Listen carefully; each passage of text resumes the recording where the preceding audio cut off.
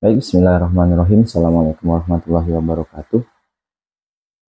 Di kesempatan kali ini saya coba sharing pengalaman pribadi. Eh, Hal unik ini. Jadi, walaupun kejadiannya udah cukup lama, tapi saya masih ingat sampai sekarang. Dan saya juga sering bagi-bagi cerita ini ke murid-murid saya.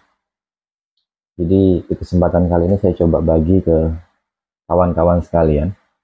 Atau nanti bisa sharing lagi ke kawan yang lain, nggak masalah. Jadi kejadian ini terjadi sekitar saya ketika masa remaja, ketika masih di SMA. Lebih tepatnya sekitar semester 2, kelas 3. Biasa pada waktu itu ya, kayak anak-anak zaman sekarang mungkin ya, ya nakal, ya sok keren gitu ya, sok gaul dan lain sebagainya gitu ya. Dari SMP sampai SMA. Lalu kemudian nggak tahu kenapa, tiba-tiba ada sedikit kayak dapat ilham atau dapat um, apa ya, dorongan gitu. Tiba-tiba berubahnya sih tidak drastis, tapi yang saya yakin sekarang sih kayaknya ini tetap nggak akan jauh larinya dari doa ibu. Maka buat semuanya, tetap sayangi ibu kalian karena beliau akan tetap mendoakan kita apapun yang terjadi pada kita. Lanjut ke cerita. uh, jadi dari anak nakal tadi, coba kawan-kawan coba bayangkan supaya dapat meresapi ini ya, kisah ini. Jadi dari anak nakal, kemudian tiba-tiba dia dapat ilham. Suatu hari dia atau saya itu punya keinginan untuk bisa masuk ke universitas, khususnya jurusan bahasa Inggris. Tiba-tiba. Jadi langkah yang saya lakukan itu akhirnya saya bawa satu buku. Saya masih ingat bukunya, covernya itu udah ada, udah lepas. Itu saya bawa tuh kemana-mana. Saya bawa di sekolah, di tongkrongan gitu. Saya bawa, ingat ya, hanya saya bawa. Ya dibaca sesekali. Nah, ketika ada waktu senggang, ada waktu luang, ketika tidak ngobrol dengan kawan itu, saya baca sesekali.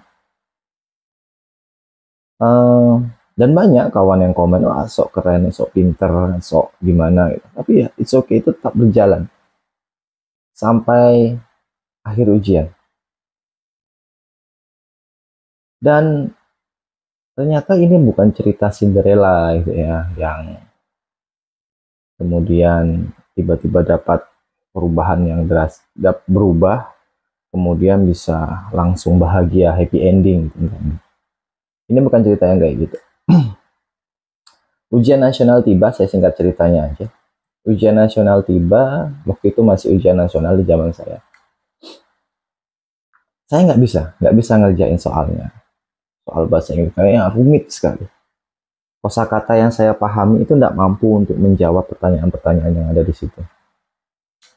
Akhirnya ya saya jawab asal-asal. Ya syukur-syukur masih lulus waktu itu.